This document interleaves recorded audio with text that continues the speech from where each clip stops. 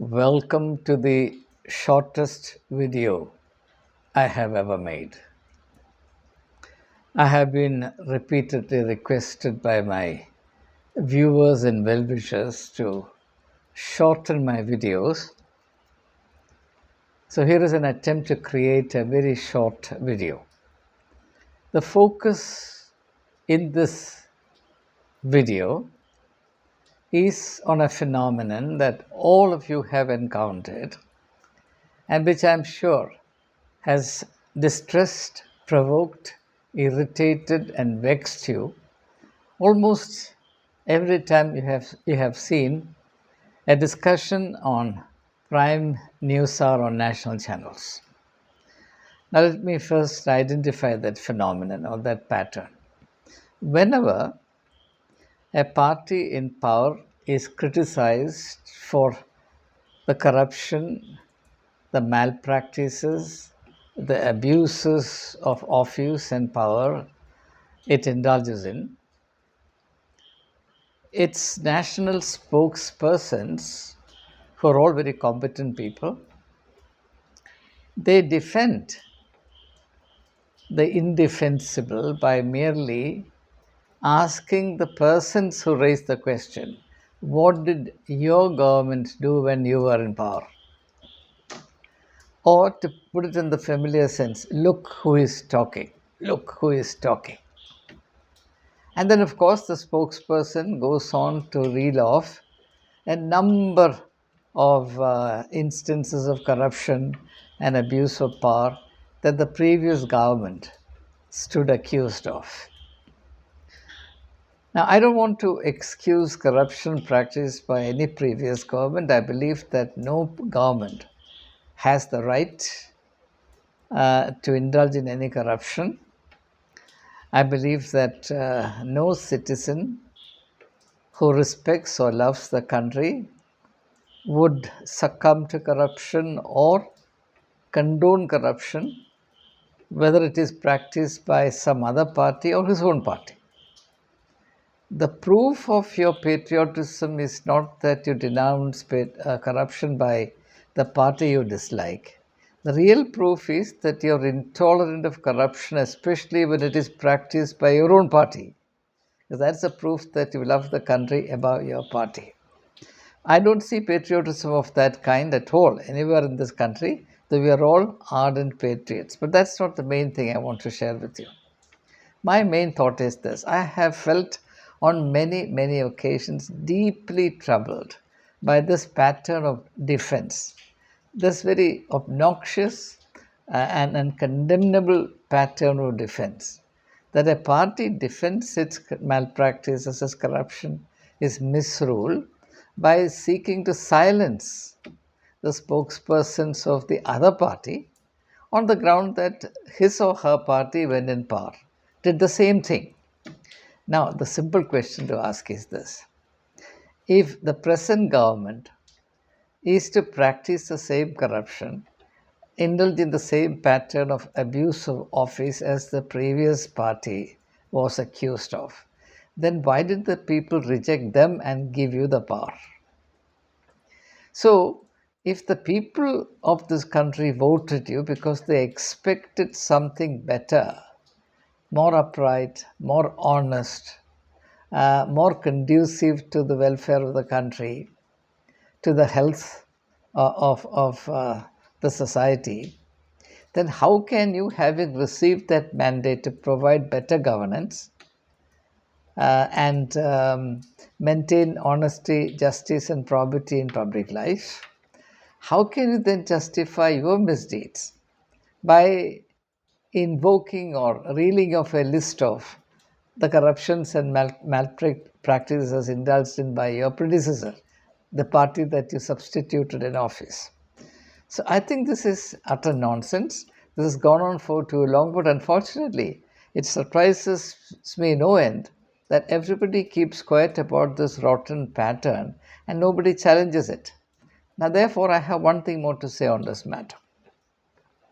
Now, suppose I was ruling the country the previous 5 years and I stood accused of 5, 10 instances of corruption, and the people of India have justly punished me for being corrupt, dishonest, and insensitive to the aspirations of the people.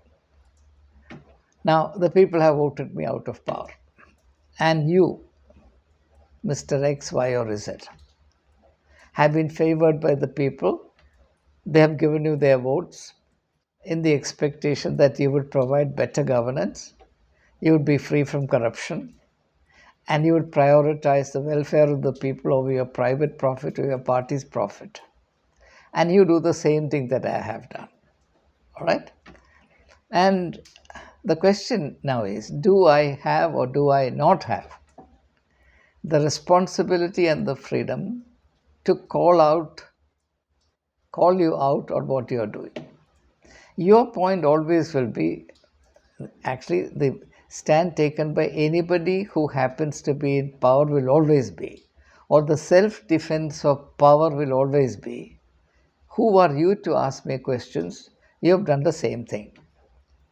Now, this seems to have been an accepted pattern of self-defense, which really surprises me no end. Now, let's examine this rotten logic a little bit. Now, the fact that I have done the same thing before you when I had the opportunity on account of being in power does not mean that I don't have the right to call you out on your malpractices, your corruption, and your betrayal of people's mandate. What it means is that I am corrupt. There's no question about it. The fact that I was corrupt, the fact that the people of this country voted me out of office, does not mean that that by itself should constitute a license for you to practice corruption and do the same insult or slap the same insult on the people of India. Because you are practicing corruption not against me. I practice corruption not against you but against the people of India. Now you are practicing corruption not against me but against the people of India. As a citizen of India, irrespective of what my past track record has been, I have a right and I have, in fact, a sacred duty to denounce the corruption that you are practicing. The fact that I did the same thing does not constitute a license for you to do what you want. Because the people of India trusted you with their votes in the anticipation, in the hope that you would provide better governance.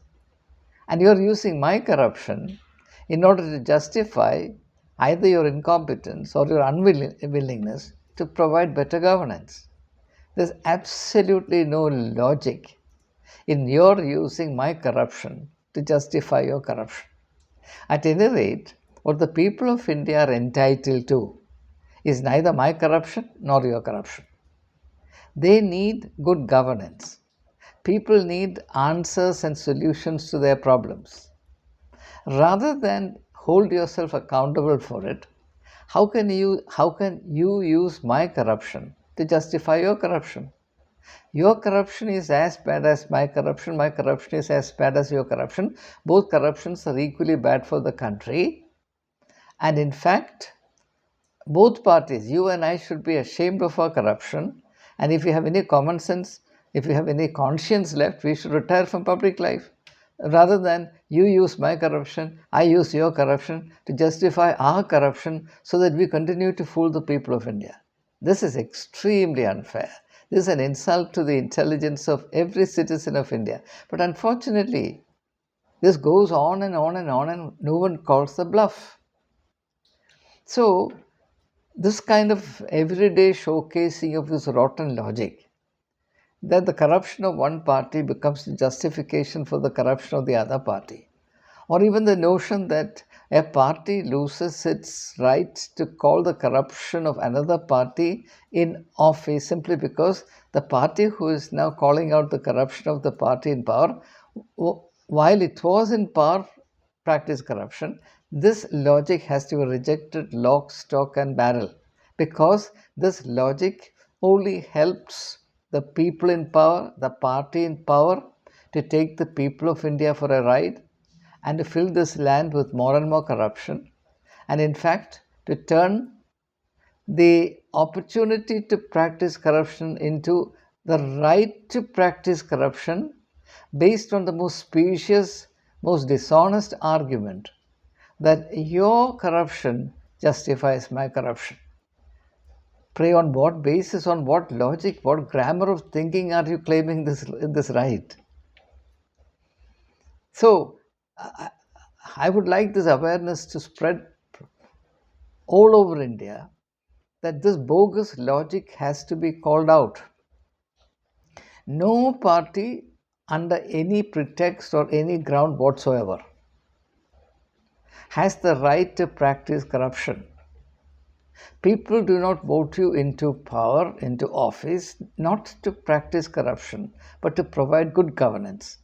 And good governance and corruption are absolutely incompatible, though, strangely enough, we are now made to believe that good governance and corruption are complementary to each other.